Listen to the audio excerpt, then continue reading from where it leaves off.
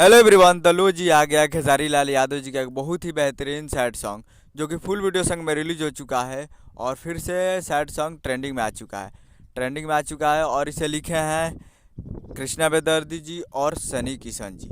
और इसमें म्यूजिक दिया है कृष्णा बेदर्दी जी ही, जो कि आपको स्क्रीन के ऊपर दिखाई दे रहा है। जिस सॉन्ग का टाइटल रखा गया है पागले बना दी राम जी पागले बना दी।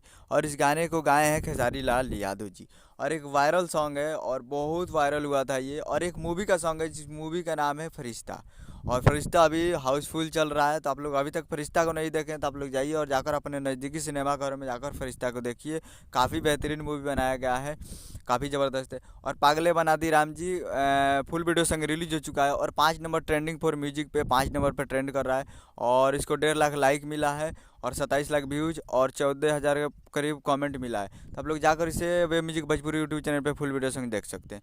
उम्मीद कर रहा हूँ कि वीडियो अच्छा लगा होगा, तो चैनल को सब्सक्राइब बेल आइकन प्रेस कर देता है, कैसे कि सही लेटेस्ट न्यूज लाते रहे। मिलते हैं अगले वीडियो में, तब तक के लिए जय हिंद जय भोजपुरी।